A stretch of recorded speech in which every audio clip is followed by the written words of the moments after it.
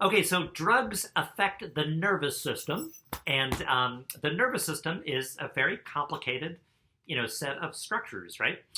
We're talking about many, many, many cells in our nervous system.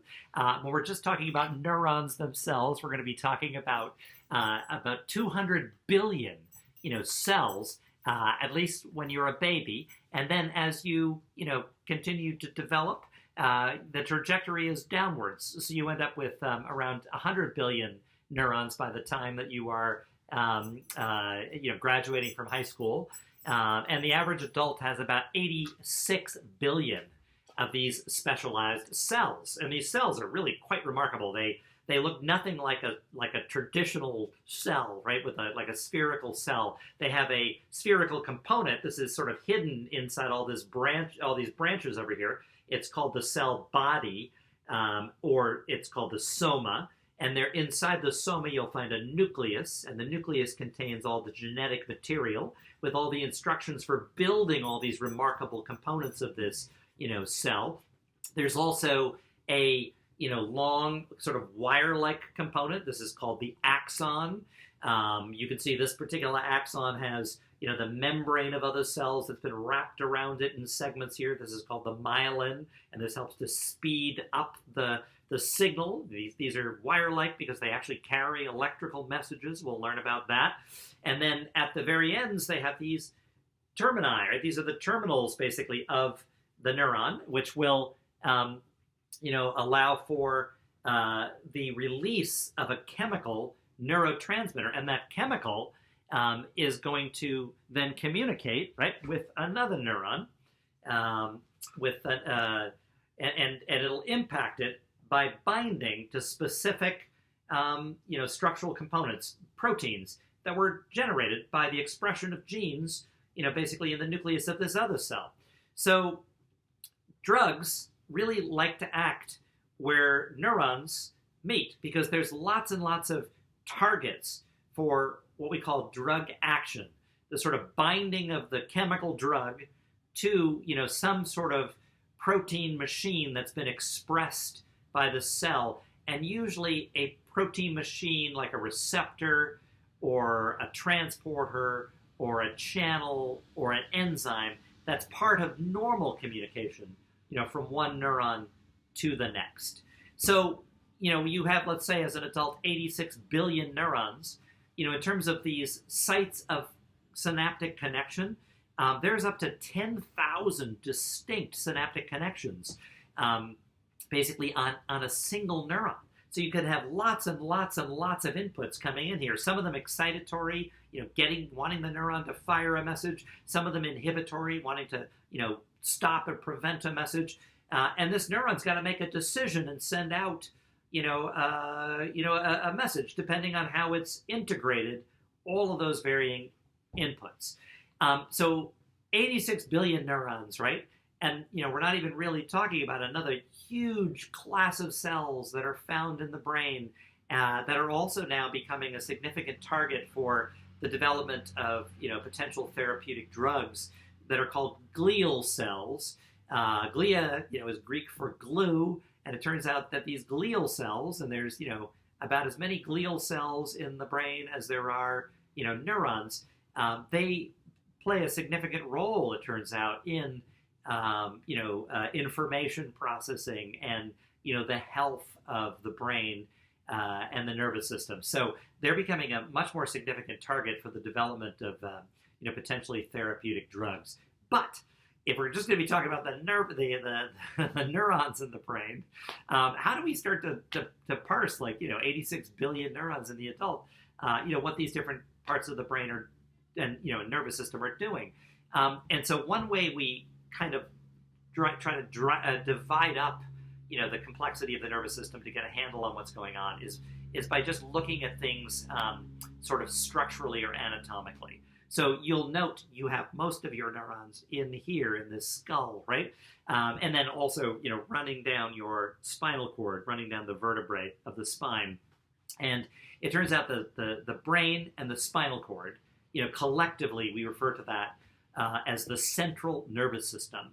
And then everything outside the brain and the spinal cord, we talk about it as being the peripheral nervous system. And this includes lots and lots of sensory neurons that are sending their information into the central nervous system. These are called afferent neurons, right, sending their information up. And then there's also a lot of motor neurons that are sending their information out. This is called efferent output, or efferent neurons. These are the motor neurons. They're going to get your muscles to contract and get you to move, right? Well, the central nervous system, by virtue of its location, we can know for a fact that it has a lot to do with, higher cognitive functions, for example. The spinal cord clearly has a great deal to do with transferring, both efferent, commands to muscles, and also to convey, afferent or sensory information up to the brain. And the peripheral nervous system is very much involved in, direct sensory detection, motor movement, etc., but also a lot of functions that we refer to as autonomic functions. This is basically, you got a lot of complexity in your body, a lot of organs that need to be run effectively, a lot of aspects of the internal environment of you, what we call the internal milieu, that have got to be maintained. Well, these autonomic responses are involving both afferent input from the periphery into the central nervous system, and then also motor or efferent output to adjust various aspects of how your body is functioning at any one time. For example, how fast your heart is racing, right?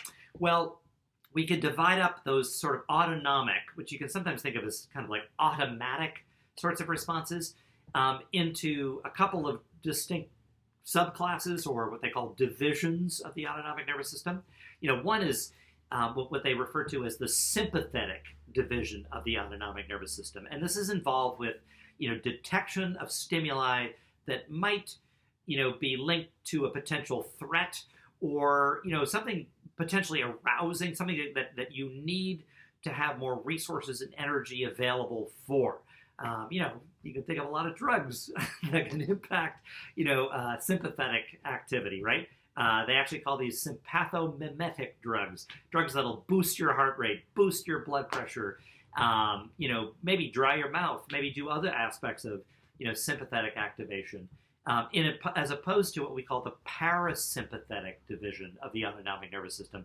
Sometimes your body, starts to conserve energy, and your heart rate will slow, and there'll be other sort of, parasympathetic changes. And what's fascinating about these divisions is that there are certain anatomical and also chemical features that sort of separate out sympathetic, networks in the central and peripheral nervous system from the parasympathetic networks. So the sympathetic, which again is fight or flight, or as the medical students learn, the 4 Fs: fight, flight, fright, and fornication.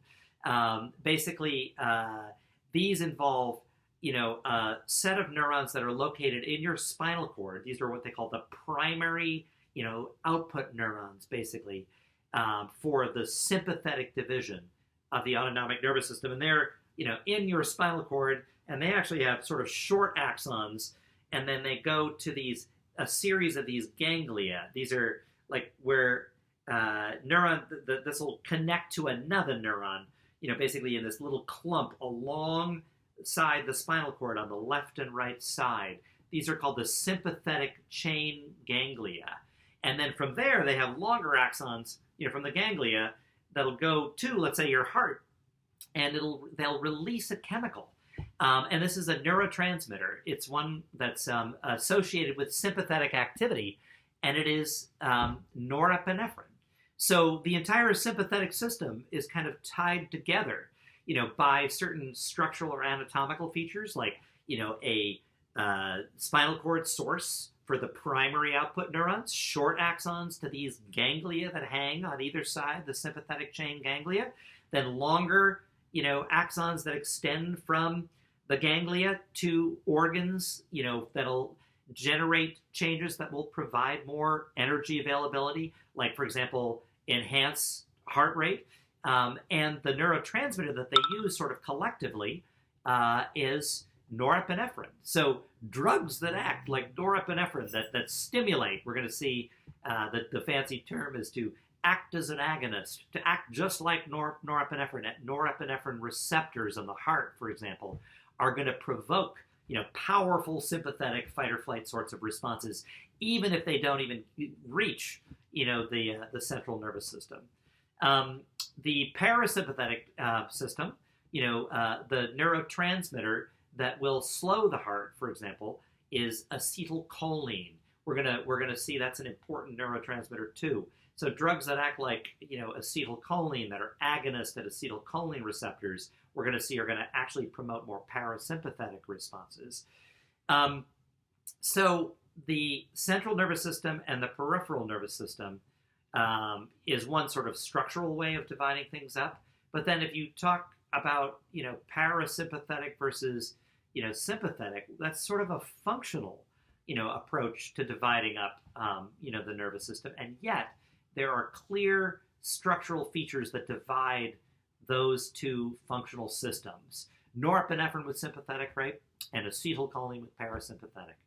Now, another way to sort of think about the division between the central nervous system, this is an anatomical division, right? The brain and the spinal cord, and the peripheral nervous system, all these afferent and efferent outputs, and all the ganglia and all this autonomic peripheral ganglia, is to realize that the central and the peripheral nervous system are also divided by what's called the blood-brain barrier, and also by a series of actual physical layers, like a sac that sort of surrounds the brain and spinal cord. And it's a series of layers known as the meninges. We'll talk more about the blood-brain barrier in a later video.